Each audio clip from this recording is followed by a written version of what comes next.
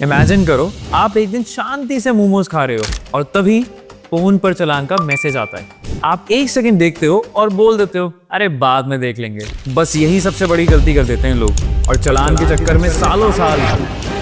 ज्ञान देने से पहले एक स्टोरी सुनाता हूँ। रोहन नई गाड़ी लेकर के रोहतक से दिल्ली जा रहा था। हाँ, मास्क लेकर के जा रहा था। AQI का तो आपको पता ही है। उसका रास्ते में एक छोटा सा एक्सीडेंट हो गया। रोहन को कुछ नहीं हुआ लेकिन उसकी गाड़ी डैमेज हो गई, बम्पर चला गया बस। रोहन ने सोचा इंश्योरेंस क्लेम कर दूंगा, सब ठीक हो जाएगा, पर जब क्लेम डाला रिजेक्ट हो गया। Just like his any other proposal. क्यों? कहानी के एंड में बताता हूँ। एक्सीडेंट के बाद रोहन ने गाड़ी अपनी गपूर भाई से ठीक करा ली, उसका लोकल मैकेनिक। कुछ हफ्तों बाद सोचा एक्सीडेंट कार है, बेच देता हूँ।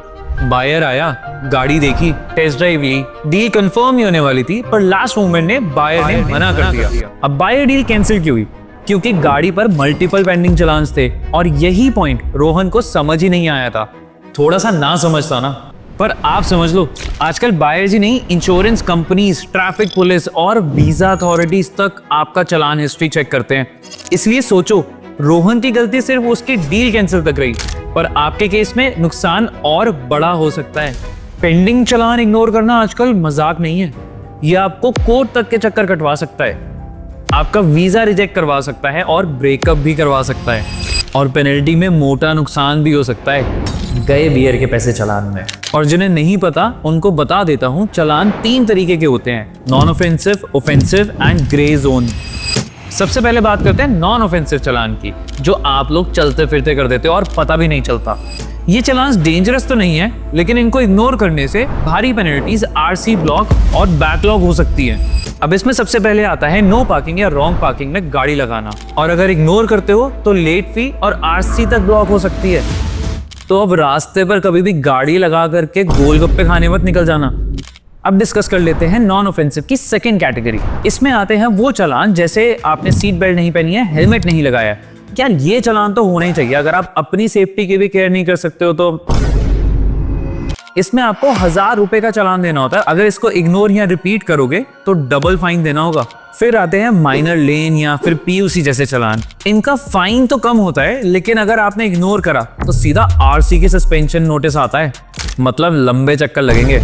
अब बात करते हैं ऑफेंसिव चालान की, जो सबसे ज्यादा डेंजरस होते हैं। इसमें फर्स्ट नंबर पर आता है ड्रंक एंड ड्राइविंग का चालान, जो 10,000 रुपए का होता है। अगर इसको इग्नोर करा तो गाड़ी सीजर से लेकर के लाइसेंस सस्पेंड तक हो सकता है।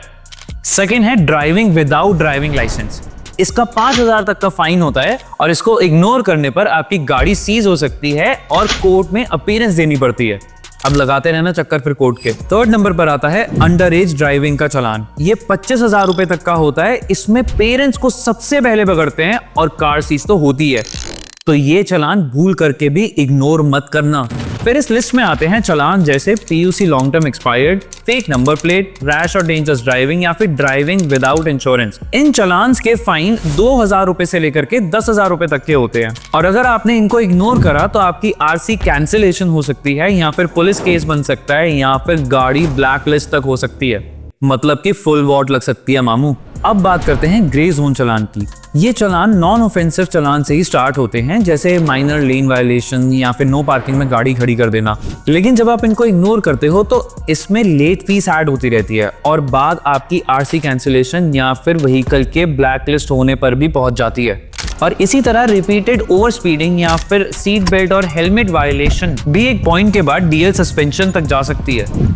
सिंपल वे में बोलूं तो ग्रे जोन चालान वही होते हैं जो पहले हार्मलेस होते हैं, इग्नोर करने से सीरियस कॉन्सिक्वेंसेस क्रिएट कर देते हैं। अब आप कहेंगे डरा तो दिया, सॉल्यूशन भी बता दे भाई। हर महीने या क्वार्टर मंथ में लोक अदालत होती है, जहां पर इन चालान का अमाउंट कम हो जाता है। जैसे 5,000 रुपए तक का चालान आपका 800 से 1,000 रुपए तक का रह जाता है। मल्टीपल चालान एक साथ भी क्लियर हो जाते हैं, बस जज से थोड़ा प्यार से बात कर लेना।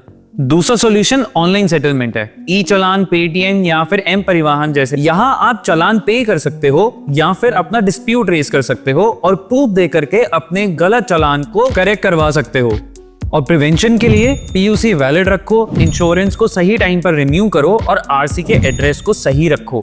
ये सब चालान और इंश्योरेंस के इश्यूज को रिड्यूस कर देते हैं। अगर आप ये वीडियो यहाँ तक देख चुके हो तो आपके लिए एक बोनस टिप है।